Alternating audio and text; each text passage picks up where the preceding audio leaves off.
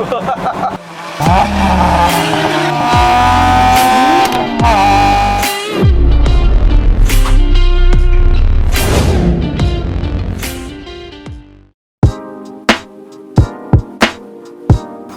大家好，又是艾德尔，艾德尔不是一个车评，只是 POV 啦。欢迎回到来我的频道，欢迎回到来 POV 试驾系列啦。我身后面这里有两辆 Honda Accord 第7代的，这一代的 Accord 呢，在马路上看到比较少。我觉得在第8代，就是我们所称的 Bottom Perdana 2.4呢，就在马路上看到非常多，当年是非常火红的一款 Honda Accord。今天我在我身后面这两辆呢的 Accord 是来头不小的，等一下你们接下去看这个视频就知道了啦。我希望大家看了这个视频之后呢，多多分享给朋友看。哇，原来 Accord 可以这么样的改啊！其实我在开始 YouTube 频道3年了，我才知道原来这个世界多姿多彩，原来车可以这样改，见识真的越来越多啦。等一下我带你们去看这辆车到底怎么样改。但是在这个影片还没开始之前，希望还没订阅我的朋友们呢，记得按下订阅啦。当我更新影片的时候呢，你们才可以及时收到通知。那话不多说，我们开车 ，Let's go！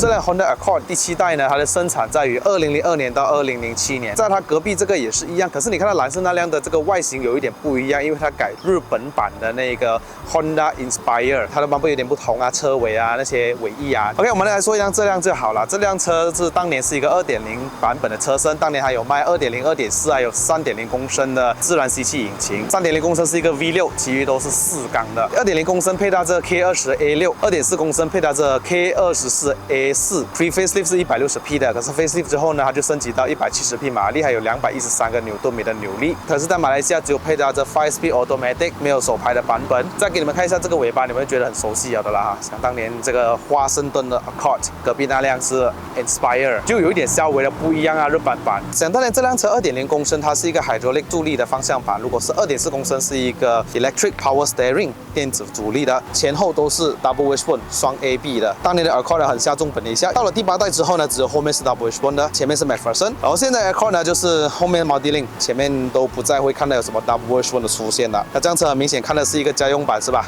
这辆内饰呢也是原装的2.0公升的，所以它不是皮革座椅。那这辆车的里面就是换了 Inspire 的，所以我看到是黑色的啦。所以你看它的内饰都是原装对吧？可是这个内饰你看变黑色了。我先不说什么车，你们猜一下，刚好是有 carbon fiber 这样的，还是美诺嘞。本集视频是非常感谢车主的 Aaron 呢，特地从单杠跑下来，不卖关子了，打开引擎盖。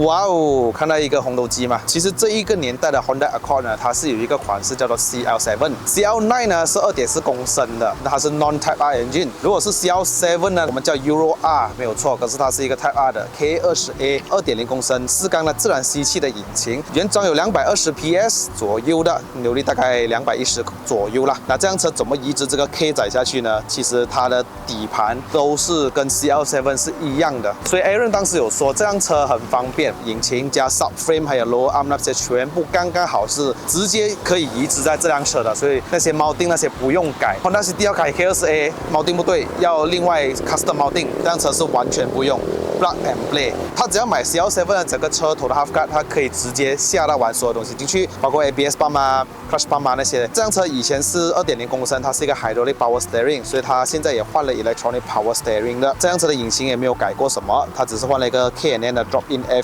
filter， 就一些喉管啊这些是换上了比较耐用的，没有这么快衰退的一个。K20A 有很多副，曾经我在我驾 CRZ K20A 的影片里面有提过，有 Civic EP3， 有 Integra DC5， 有 FN2R、FD2R、CL7。可是呢，最值钱的 K20A 还是 FD2R 的那一代，毕竟是一个终极版，就是最后的一款。那么要怎么分辨它是 FD2R 的呢？首先你们看这个 iVTEC 的 sticker 呢，只有 FD2R 它是刻上去的，它不像一张纸这样粘下去的。第一个，而第二个就是它这边的引擎呢，它不只是写着 Honda，FD2R 那个是写的 Honda Core.Ltd。Aaron 有说呢，它的轮圈这里有加了一点少许的 spacer， 因为 CL7 的车身应该没有这么宽大，所以它的轮胎比较凹里面一点点的，所以它就加了一点 spacer 让它平下去。避震器呢，现在采用的是 BCV1， 大概2根手指的高度啦。所以轮胎呢是用这 Continental 的 MC6 刚刚换的啦，尺寸为225 50R 17寸，这是 CL7 的一个原装的轮圈。刹车卡钳自然而然也是 CL7 的一个大的 single board， 然后换了一个刹车通风碟，还有 Project Mule 的这个刹车皮。Brake hose 也换了 steel braided 的，那后面呢大概也是2根手指的高度，也是一样225 50R 17寸的轮胎。前面呢刚刚换了新轮胎 MC6， 但是后面呢还是用着 Toyo 的 TR1， 后面的刹车卡钳还是原装这样子的。底盘呢已经做了 Polymer 的 bushing，Hard Race 的 camber kit， 所以它可以开一点 camber 这样子。前面就拉了一个 front strap bar， 就这样子了，就没有再改任何东西。所以它的内饰的椅子都是原装的 2.0 车身的啊。所以这辆车我还没有试驾过原装车，但是先给你们看一下它的原装内饰大概是怎么样，就是一个米色绒布的。哇，这个椅子很软舒服嘞，我觉得以前的 Accord 好像比较好坐这样的。前面已经调整着我的驾驶座位，我身高173，大概是在一个拳头，头部空间是在一个拳头2根手指。这边还有一个中央扶手，很原装的车，可是它的整个 dashboard 都是来自于 Accord CL7 的 Euro R。那 Euro R 的车身比较窄了一点点，这里有一个小空缺的地方，所以它就要盖起来啦。它是可以 fit 进去，是基本上你关了门之后是看不到的。Accord Euro R 呢是一个风景式踏板，都是 Aluminium pedals。这辆车呢相信是没有 BSC 的，因为 Previously 是没有的 2.0 哈，然后要 Facelift 之后才会全车系标配。我很喜欢这个插入钥匙的当年这个声音，闹钟声 FD2R 那些啊，给到我那种感觉。那我们来打造引擎。听一下声音，美诺啊，要摇2下。这辆车的 exhaust 呢，也是改过2.5寸，然后以前是 straight pipe 啦，现在是 S-Flow 在后面，因为车主说太吵了。它冷气还是可以运作的 ，Aircon Sejuk Man 都那些日本字哦。那这辆车的转速是8500开，然后 VTEC 的原装是5500开的，可是 Tuner 把它调到5200转开 VTEC。如果以原装来讲没有 remap， 就是这辆车有限速的，大概180罢了，不能上到200，所以这辆车是一个6速的手排变速箱，换挡是非常清晰。如果要去 R 的话呢，就要去到最后，这个就是 R 了啊，还有一个手刹。所以这些就是 Euro R 的那些内饰哦，对，可以放一些卡啊、CD 啊。以前有想过要买 Euro R 的，你知道吗？因为我觉得 Accord Euro R 很值得买，很便宜。但是现在我觉得价格也不便宜哦。可是如果能够这样子玩，我觉得很不错啦。我冷气原来是看这边的哦，哇，你看这边有显示你们哪里在开。以前的 Accord 也是有啦，可是 This is Euro R。就是整个感觉都不一样了。要踩离合这辆车，试一下离合，原装是吗？啊，对，原装的。哎呀，原装容易加很多。OK， 因为我们家这种什么 Super Single 啦，又改过 Clutch Pump 的那些哦，坦白说，你讲 Daily Drive 真的不能啊。现在我觉得很不错，很容易加这样哦。OK， 所以 Aaron， 我想问哦，什么东西会让你为什么要这样子改 ？Initial plan 是要一辆手压的 ，OK， 然后马力大一点。但是我的 budget 又在4-5万哦，所以想一下，就有这个配套在我的脑海这样跑出来。听讲你先买那个 Half Cut 的引擎，那些整个车头买了，你再来买这辆车是吗？啊，对对。哇哦，在大概3年前嘛。对，大概是3年前。所以当年你买一个整个车头 Euro R 的要多少钱呢？那时的价钱大概1万5。很便宜哦，现在应该不止哦，2万多。对，过2万。现在啊，只有 FD2R 是最贵，炒到4-5万块。其他的都是2万多的最便宜。DC5 啊那些2万5、3万。可是这一代的 K 仔哦，就是我很喜欢它的地砖，是比较线性比较有利的，在它 VDI 没有开的时候，这辆车的 Final 应该是4.765的，大概 FD2R 的这种 ratio 啦。啊，日常生活加好像不错，加一下顺顺的。铆钉又不会让我像我们改做 hard rate 这样子出来。啊，原装的就 OK， 舒服。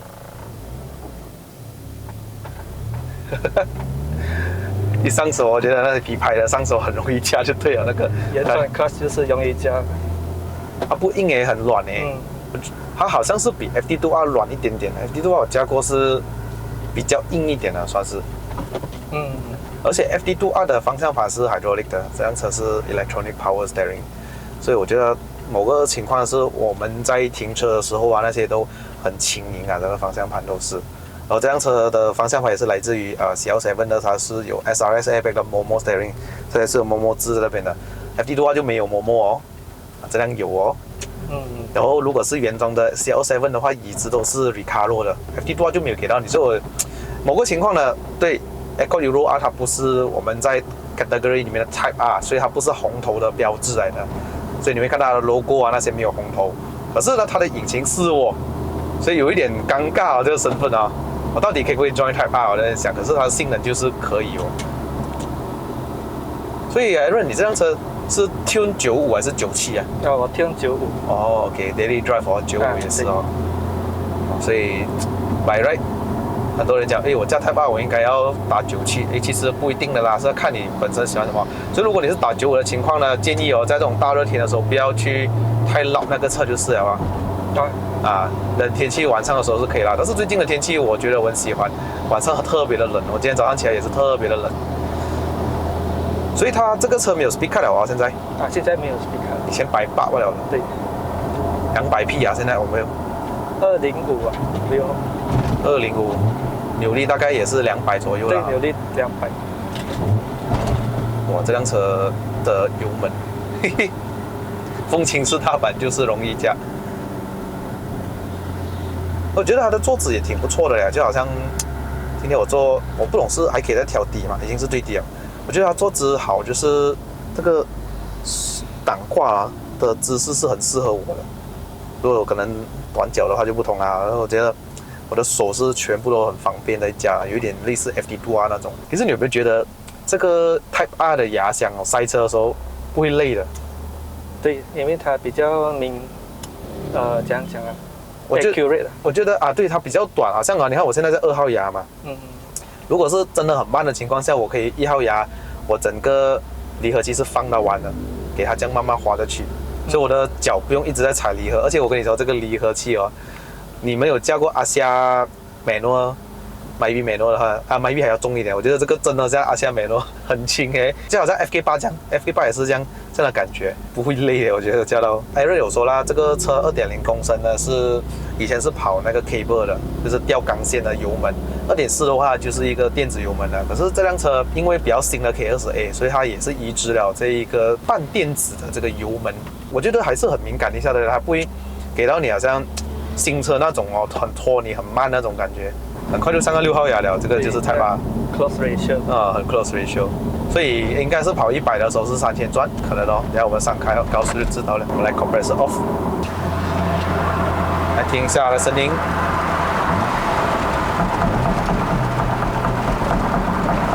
downshift 的声音就是好听，很好听这种又不大声。某个情况我就有点不习惯它的踏板有一点滑，我们就来做一个0到100测试哈。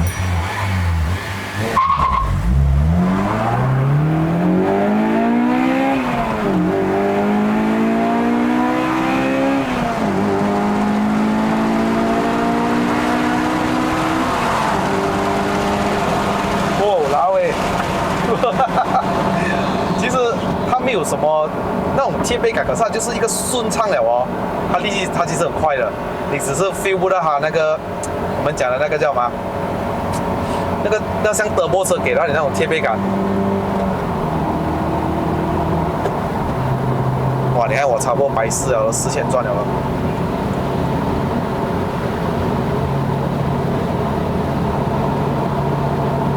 很舒服耶，我张开位，你看，刚刚你这样单开来的时候哦，我能够想象你跑百次，其实很 relax 的，它只是稍微有一点跳了。我相信以前用天的时候，应该更加舒服。对，因为 V1 会比较硬邦邦一点点，可是你是调到比较硬了的啊，比较软了是吧？对，我也是调软。OK。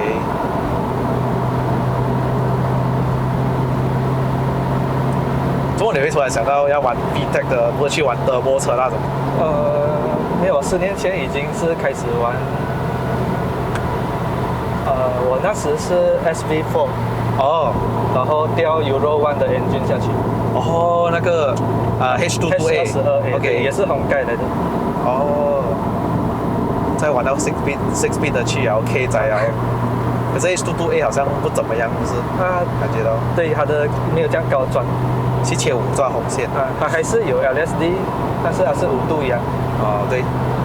可是现在 CL1 也不贵啊，我看到整辆的 CL1 啊，不是convert的啦，都4万5万这样啊，价钱。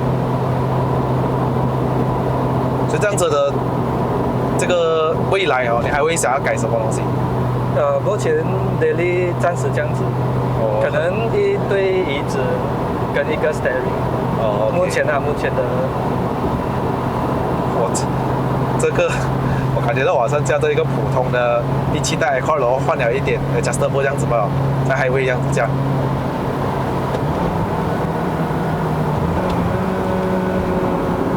exhaust 又不大声哦，重点是我玩这种旧车的那种全部都大声的，3寸白冰。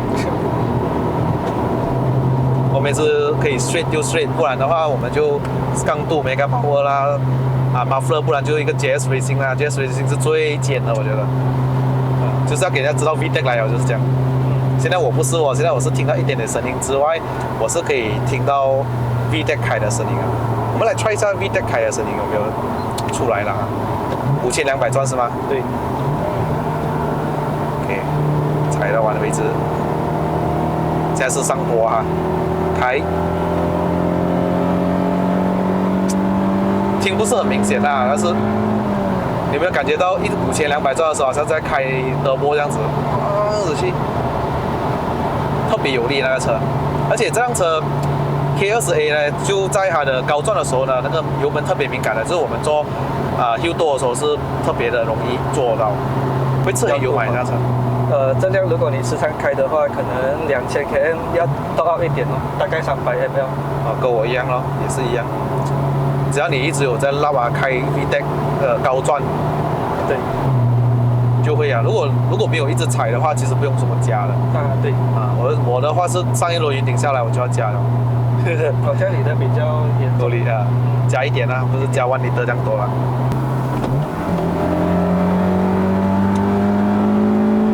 哇，力水真的是不错。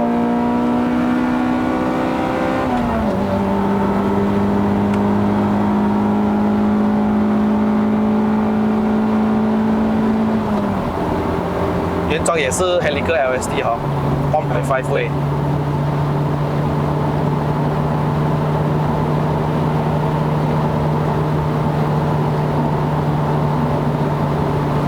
看一下的100是多少钱转？好像它比较长一点啊 ，Final， 想要看一下。一样啊，差不多。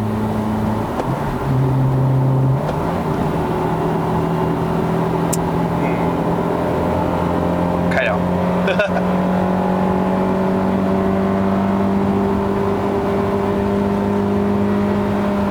试一下这个120这样过这个弯。其实我觉得Accord Euro 2也是一样这样的那个车身的反应咯。虽然它4个大波位数，可是它就是因为多了一个长，它的轴距比较长啊。如果相比起 FD2 啊 ，FD2 还是比较吃香一点的，在 track 啊，在那种山道啊。可是我也是很佩服 FD2 啊，是4个门，可是它的那个操控是这么好，特别好，神奇。所以我在我这个频道里面还有拍过什么了呢？CLZ K20A， 然后 FD 改 FD2 啊，然后还有什么呢？就是这个比较 legend 的 Accord。那我们差不多到云顶三角这里了哈，希望如果这里有玩 Accord 第7代的朋友们啊，多多分享给他们一下，给他们看一下哦，原来可以这样子改的。如果你们有兴趣的话呢，也不妨可以去 PM 我啦，到时候我就可能如果有真心的话啦，我就介绍车主给你们认识一下啊，然后去多多去问他，其实要怎么改，要怎么改，要怎么样子。可现在也不便宜了啦，先说一下哈，现在没有以前15,000整个车头的价钱了。那我们就来到 Part 1呢，就到这边了。Part 2呢，就是老铁们都知道，我们就会冲上云霄了的啦。有经常来到云顶这边吗？不是加这里啊，不是加这，带家人来啊。对OK， 都是加 MPV 多。很容易驾的车啊。是不是很重？呀，重，所以它的力，它的车身还是挺重的，大概14公斤嘛，这样子。对，所以它的 VTEC 可能就爆发没有这样大。进个压比较好了。OK， 我们就来到这边，下一集的影片再见，冲上云霄。完结2辆车。好了，各位啊，影片就到此结束。如果喜欢看我的影片的朋友们呢，不要忘了按赞、订阅、分享，还有打开小铃铛。我们下一集的影片再见啊 ，Goodbye。